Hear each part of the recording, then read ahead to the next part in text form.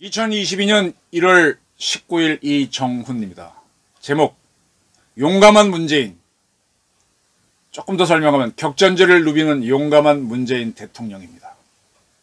17일이죠. 문 대통령이 UAE를 방문하고 있을 때 예멘의 반군 후티, 그냥 후티만 기억하십시오. 이 세력이 드론 공격을 했습니다. UAE에 대해서. 도하 언론에 보도됐습니다. 아부다비에 있는 원유시설을 공격해 근로자인 인도인 2명과 파키스탄 1명이 숨지고 6명이 다쳤다라고 현지 경찰은 밝혔습니다. 이건 사실이고요. 그리고 UAE의 외교보좌관은 이 공격이 있은 후 안보에 대한 테러 단체의 도전은 너무 약했다. 따라서 UAE의 안전과 안정에는 어떠한 영향도 끼치지 못했다라고 주장을 했습니다. 타격 안 입었다. 뭐 그런 얘기를 했죠. 근데 이 후티는 바로 자기네 공격이라고 스스로 나왔습니다. 이 공격이 있은 후 증거는 제시하지 않고 아부다비 공항과 정유공장 등을 공격 대상으로 삼았었다라고 했습니다. 이때 문 대통령은 아부다비 공항과 100km 떨어진 두바이에 있었습니다. 그래서 아부다비 지속 가능성 주간 행사 개막식에 기조연설 등을 했습니다. 이날 원래 그 UAE의 왕세자, 거기는 왕이 있지만 왕이 워낙 연로해서 통치를 못하고 왕세자가 하고 있습니다. 그분과 정상회담을 하기로 했는데 오지 않아서 무산이 됐죠. 대신에 총리와 회담을 했습니다. 그것 때문에 뭐 UAE한테 박대당한 거 아니냐 뭐냐 뭐 말들이 많았습니다. 이런 행사를 가진 후 이제 문 대통령은 왕세자와 25분간 통화한 걸 공개했습니다. 그 왕세자는 윤 대통령 만나지 못한 거에 대해서 좀 뭐 사과를 했겠죠. 그리고 제2의 국가인 대한민국에 오신 형제이자 친구인 문 대통령 목소리를 들어 매우 행복하다. 나의 손밖에 있는 부득이한 상황으로 직접 만나지 못해 안타깝고 아쉽다. 양해를 구한다. 그렇게 얘기했답니다. 그리고 문 대통령이 사망자 발생한 것에 대해서 위로의 말씀을 전하자 한국은 진정한 우리의 동반자다. 언제와 유의해야 할 것이다. 뭐 이런 얘기들을 이제 전했다라고 문 대통령이 합니다. 네. 지금 UAE하고 우리는 전략적 동반자 관계로 돼 있죠. 동맹 직전 단계까지가 있습니다. 이 정도 전략적 동반자 관계라는 건 뭔가 하면요. 우리 무기를 이 나라에 수출하는 겁니다. 동맹까지는 안 맺었지만 적어도 우리의 무기를 주면 그 무기를 받아 북한이나 우리 적대국에 넘겨줄 수도 있잖아요. 그런 관계는 아니란 겁니다. 참고로 지금 UAE는 지금도 가 있는지 모르겠는데 우리 한국군 특전사하고 UDT 대원들이 가서 그쪽 특수전부대를 훈련시켜주고 했었죠. 상당히 군사동맹에 가까운 그런 관계입니다. 뭐 그 외에 UAE가 카이스트 만들겠다 그래서 우리 카이스트 만드는 것도 도와주고 ADD 만든다, 국방과학연구소 만든다 그래서 그것도 도와주려고 했었죠. 자, 지금 후티 세력이 UAE를 공격했는데 그건 왜 그렇게 났는가 하면요. 이 예멘 때문인데 예멘이 되게 복잡합니다. 제가 정리를 못하겠는데 이 예멘을 보게 되면 문재인 대통령의 외교안보 노선이 매우 위태롭다는 판단이 들 겁니다. 1990년, 91년 동유럽 공산국가하고 소련이 순차적으로 붕괴됩니다. 그리고 전세적으로 냉전이 끝난다고 하니까 이때 남북이 대치하고 있던 예멘은 북쪽이 민주주의고 남쪽이 공산주의입니다. 이 두 나라가 통일이 됩니다. 국가연합처럼 체제 통일을 하지 않고 지금 문재인 정권은 남북이 국가연합식으로 통일을 하자는 거잖아요. 북한은 공산주의 그대로 하고 우리는 민주주의 하면서 일단 통일부터 하자 이런 건데 그런 식으로 그때 예멘이 통일됐었습니다. 그런데 그리고 바로 분열이 돼갖고 수없는 내전을 지금까지 치르고 있습니다. 여러 가지 내론이 반복되다가 지금은 후티하고 하디 세력이 싸우고 있습니다. 그 앞에 있었던 건 정리를 못하겠습니다. 근데 후티하고 하디 세력, 하디가 민주주의 편이라고 보시면 제일 쉽겠네요. 근데 후티가 강력해져가지고 2013년에 이 통일 예멘 어쨌든 거기에 수도를 점령해버립니다. 그리고 하디 세력이 밀리죠. 그러니까 2013년, 14년에 사우디아라비아가 참전합니다. 그 후에 UAE도 이 사우디를 지원해서 참전을 합니다. 아랍 동맹국들이 다 하디 세력을 지원합니다. 후티 세력을 지원하지 않습니다. 후티는 누가 지원하느냐? 이란이 지원합니다. 그리고 북한이 지원합니다. 북한 지금 무기를 많이 씁니다. 그리고 이제 이러한 후티 세력이 예멘의 선박을 납포한 적이 있었는데 예멘이 자기하고 적국이니까 그때 문재인 대통령이 이끄는 대한민국은 이 후티 세력을 비판한 적이 있습니다. 외교적으로 비판했습니다. 네, 무슨 얘기인지 아시겠죠? 그리고 후티 세력은 자기네 미사일로 또 재밌는 거는 이 UAE는요 중국제 무기도 도입해요. 윙릉2라고 하는 무인기를 도입해 사용했는데 그걸 예멘에서 전개해놓고 사용했는데 그걸 후티 세력이 격추시켰다라고 주장한 적도 있습니다. 네, 그런 식으로 그 후티 세력 예멘에 반군하고 UAE는 대립하고 있는데 그 세력이 문 대통령이 UAE를 방문했을 때 UAE를 공격한 겁니다. 지금 후티 세력하고 하디 세력은 마리부라고 하는 지역에서 싸우고 있는데 거기가 일종의 이제 전쟁터죠. 마리부는 예멘에서 석유 시설이 가장 많은 곳입니다. 지금 이 내전으로 13만에서 한 34만 명 정도가 죽었다는 얘기가 있어요. 그만큼 치열합니다. 그러한 위험한 전쟁을 하고 있는 바로 옆 나라 예멘을 문재인 대통령은 용감하게 방문하셨고 방문 중에 그 전쟁의 실체를 간접적으로 경험하신 겁니다. 자, 18일 어제 문 대통령께서는 사우디아라비아를 방문하셨습니다. 그리고 김정숙 여사는 사우디에는 유일한 여성대학이 하나 있습니다. 프린세스 누라 대학인데 우리로 얘기하면 이화여대겠죠. 유일한 겁니다. 사우디의 최초의 여성대학이자. 여기에 한국어 서클이 있는 모양이에요. 가람이라고 합니다. 가람. 가람은 우리말로 강이죠. 근데 아랍말로는 카람과 비슷한데 카람은 관대하다라는 뜻이랍니다. 그래서 가람이라고 이름을 지었는데 여기 여학생들이 서클 멤버들이 있겠죠. 김 여사가 여기를 방문하셔가지고 한국인들이 애송하는 시가 있다. 내가 그의 이름을 불러주었을 때 그는 나에게로 와서 꽃이 되었다라는 거를 이야기하면서 그 서클 멤버 10명의 이름을 한 명씩 다 불러줬답니다. 그리고 통역 없이 한국어로 마음을 나눌 수 있어 기쁘다라고 얘기하셨습니다. 근데 이 친구들이 한국말을 유창하게 하는 건 아니죠. 통역은 있었습니다. 학생들하고 대화는 BTS를 갖고 많이 이야기가 됐어요. 그리고 이제 한국 드라마, 지금 한국 K-팝, K-컬처가 세계적으로 대단합니다. 근데 이제 한 학생이 드라마 얘기 중에 스카이 캐슬을 얘기하니까 김 여사가 너무 신기해서 스카이 캐슬 하고 되물었답니다.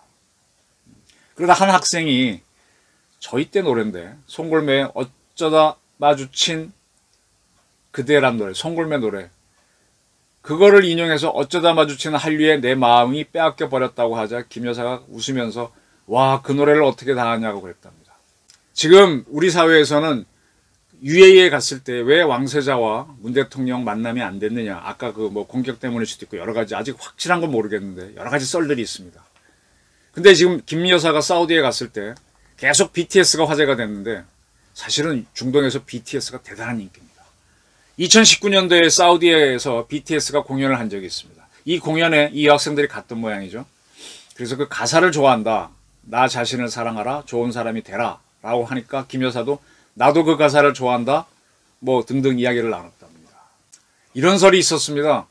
문 대통령이 UAE 왕세자를 못 만난 거는 썰입니다. BTS가 안 갔기 때문이다. 왜 그러냐? UAE하고 사우디하고는 서로 이제 가까운 나라예요. 외교적으로는 같은 노선인데 그래도 경쟁이 있는 거죠. 그리고 그 나라는 왕들이 통치하는 나라인데 왕세자들이 주로 하죠. 왕세자들이 이쪽 왕세자는 세계적인 최고인 BTS를 불렀는데 UAE는 못 불렀다. 그래서 안 만나줬다는 설이 있었습니다. 이번에 UAE 갈 때 문 대통령 따라간 일행 중에 K-팝, K-컬처 뭐 걸그룹인가 뭐 보이그룹인가 엄청 많이 갔습니다. 근데 BTS 하나만 못하죠. 어쨌든 BTS가 안 가서 왕세자 만남이 실패됐다라는 얘기가 있을 정도로 그만큼 한국의 파워는 셉니다. 그리고 이전에 문 대통령이 왕세자 못 만난 이유 중에 하나가 그 직전에는 천공 계약이 틀어졌기 때문이라는 얘기가 잠시 있었습니다. 천공 계약을 안 할 것이다. 이게 왜 이래 나왔는가 하면요. 사우디아라비아하고 그 UAE 이런 나라들하고 이스라엘이 현재는 외교 관계를 맺고 있습니다. 근데 이러한 나라들이 마음대로 미국제 무기를 구입 못합니다. 구입하려면 이스라엘의 승인을 받는다. 좀 웃긴 얘기지만은 이스라엘은 유태인들이 이끄는데 미국의 유태인들이 굉장히 파워풀하잖아요. 그 사람들이 나중에 세월 지나서 사우디나 UAE가 이스라엘하고 싸울 수도 있잖아요. 그래서 위험성 있는 무기는 주지 못하게 한다는 썰이 있습니다. 그래서 UAE가 무기를 도입할 때는 한국제 무기를 도입하더라도 이스라엘의 어떤 미국을 통해서 이스라엘이 영향을 끼친다는 거죠. 참고로 지금 이라크는 완전히 미국의 침략국가가 됐잖아요. 우리가 T-50 팔았습니다. T-50 수출하게 된 것도 이스라엘이 묵인했기 때문이라는 설이 있습니다. 아주 흥미로운 건요. 그러니까 UAE하고 이스라엘이 수교한 건 2020년입니다. 지금 세계 최고의 무기는 F-22 전투기 중에는 꼽히지만 미국이 안 파니까 그 다음에 F-35입니다. 스텔스 전투기인데 이 F-35는 이스라엘은 당연히 구입했고요. 우리하고 일본도 구입했습니다. 근데 이 F-35를 사우디하고 UAE는 사고 싶어 합니다. 이스라엘하고 수교를 했으니 좀 팔아라라고 하는데 미국이 안 팝니다. 유대인의 영향력 때문이죠. 사우디는 현재 F-15까지 구입했습니다. 우리도 F-15 갖고 있죠. UAE는 F-15를 구입 못했습니다. 그래서 프랑스의 라파를 구입했습니다. 카타르도 이제 친미 국가인데 F-15를 구입했습니다. 즉 F-35는 중동에서는 이스라엘만 갖고 있고 이 사우디나 UAE나 카타르가 돈이 없어야 못 사겠습니까? 이스라엘이 반대하면은 미국이 안 판다는 얘기죠. 한국이 천궁을 수출하게 된 게 확인이 됐습니다. 최종적으로 계약이 됐고 이게 좀 복잡했는데 천궁 시스템이 나눠서 수출이 됐어요. LIG 넥스원은 먼저 사인을 했고 계약을 했는데 하나 쪽이 문제였는데 하나도 이번에 계약을 했습니다. 수출이 확정됐는데 이 천궁이 이스라엘의 데이비드 슬링하고 경쟁한 걸로 알고 있습니다. 근데 방산 기술을 넘겨주지 않겠다 그래서 이스라엘은 탈락하고 우리는 수출된 걸로 알고 있는데 여기에 대해서 이스라엘이 강력히 이의 제기를 해서 휘청했다라는 설이 있습니다. 근데 왜 UAE가 이 천궁을 도입하겠습니까? 바로 예멘 때문이죠. 예멘에서 날라오는 미사일이 있으면 막아야 되고 또 이란이 공격하면 막아야 되니까 도입하는 겁니다. 굉장히 위험한 전쟁지대를 문 대통령이 가신 겁니다. 그 SBS의 김태훈 씨라고 요즘 한참 뜨는 국방 전문 기자가 이런 기사를 보도했습니다. UAE에다가 우리가 천궁2 수출을 하게 됐는데 여기에 슬픈 일이 있다라고 하면서 2020년 ADD를 퇴직한 연구원들이 UAE로 갔다. UAE 대학에 갔다. 그러면서 우리나라에서 갖고 있는 어깨에 올리고 쏘는 비궁이라고 하는 그 유도 로켓이 있습니다. 그 기술을 UAE에 유출했다라고 주장을 했습니다. 이게 있었기 때문에 수출이 됐는지도 모르죠. 천궁이. 그러면서 이 기술자들이 UAE에 가게 된 거는 당시에 송영무 국방부 장관 이 허용한 거다. 오히려 뭐 권유했다라는 썰도 있고 임종석 씨가 UAE 특임 보좌관을 맡았는데 거기에서도 묵인해줬다라는 게. 그리고 지금 UAE는 지난번 아까 말씀드린 대로 우리 같은 카이스트 과학기술대학을 만들고 싶어서 카이스트에 뭐 협조도 받고 또 우리 같은 특수군을 만들고 싶은데 그걸 미국이 안 해주니까 우리 육천사하고 UDT 제대한 대원들을 모셔가서 그걸 이제 하고 뭐 ADD도 만들고 싶어 하기 때문에 이들을 데려간 거다. 이런 주장이 있습니다. 근데 우리 측에서는 이걸 묵살했기 때문에 이번 수출이 됐다라는 게 김태훈 기자의 의견 같습니다. 저도 어느 정도는 동의합니다. 지금부터 제 의견입니다. 지금 중동은 굉장히 복잡합니다. 근데 여기 이상으로 복잡한 게 대한민국에 있는 동북아입니다. 여기는 미국과 중국이 첨예하게 대립하고 있고 남북한이 대립하고 있고 또 러시아와 일본도 복잡하게 대립하고 있습니다. 근데 이 복잡한 문제를 남북 미북 정상회담으로 간단히 풀어보려고 한 게 문재인 대통령이죠. 아주 쉽게 봤죠. 이렇게 봤던 분이라서 UAE 가서 거의 드론 공격이 있어도 이렇게 뭐 유연하게 지내시는지는 모르겠습니다. 원래 북한이 미사일을 4번 발사했습니다. 이런 와중에 문 대통령은 약속된 거니까 어쨌든 중동을 방문하고 있습니다. 거꾸로 UAE 왕세자가 대한민국에 왔을 때 대한민국 수도에 있는 공항 인천이나 김포에 북한 무인기가 나타나서 공격을 했으면 어떻게 됐을까요? 그 정도 사건입니다. 마침 그때 왕세자는 대전을 방문하고 있었다. 이 정도 되겠죠. 왕세자 바로 돌아가지 않을까요? 위험하다고. 근데 우리 대통령은 일정을 다 소화하고 계십니다.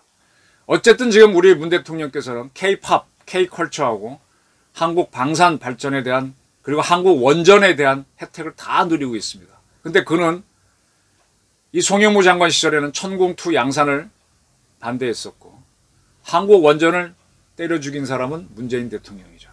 탈핵 정책. 그거 누리고 있습니다. 그걸 개발연대 세력을 다 부정하고 있습니다. 그런데 그런 그가 이런 것들이 인기를 끄고 있는 중동 그 위험지대 가서는 아주 자유롭게 활로하고 있습니다. 김정숙 여사께서는 사우디의 여성대학 학생들을 만나서 BTS를 갖고 대화도 하십니다. 참 용감한 문재인 대통령 부부라고 보입니다.